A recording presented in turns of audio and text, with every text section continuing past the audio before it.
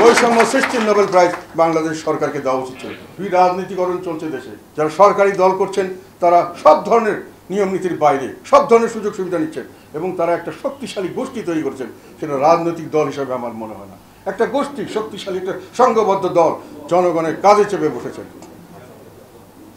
এবং এইভাবে যদি আজকে আমার একটা কথা মনে হয় যে পৃথিবীর বিভিন্ন দিকে দুর্নীতিতে অনেক ধরনের সুযোগ তৈরি করা হয়েছে, অনেক ধরনের প্রাইজ দেওয়া হয়, অনেক কিছুতে, যেমন নোবেল প্রাইজ দেওয়া হয় কতগুলো ভালো কাজের জন্য, সারা বিশ্বব্যাপী এটা বিশ্ববিখ্যাত। আরও অনেক ধরনের প্রাইজ দেওয়া হয়, সাংবাদিকতা, অনেক কিছুর প্রাইজ দেওয়া হয়।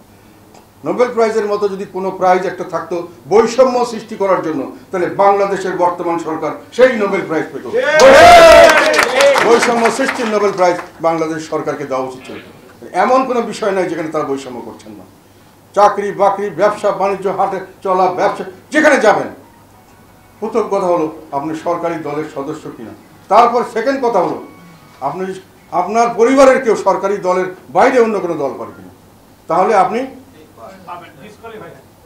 আপনি কোনো সুযোগ সুবিধা পাবেন না। রাষ্ট্র, যে রাষ্ট্রের জন্য মানুষ জীবন দিয়েছে, রক্ত দিয়েছে, ইজ্জত দিয়েছে, কিসের জন্য? আমার দেশ পাওয়ার জন্য।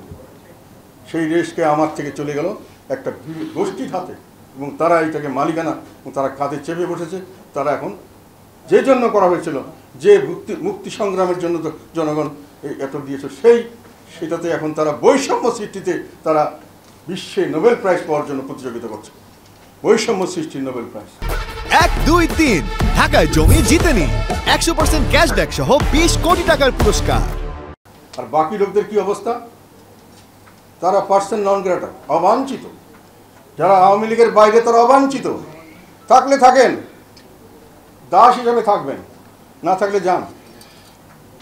দেশ তাদের, কোনো কিছুতে কোনো কিছু বলার নাই, কোনো কথা বলার কোনো অবস্থান নাই মানুষের। কাজে এই অবস্থা থেকে উত্তরণ প্রয়োজন, কঠিন, খুব উত্তরণ খুব কঠিন।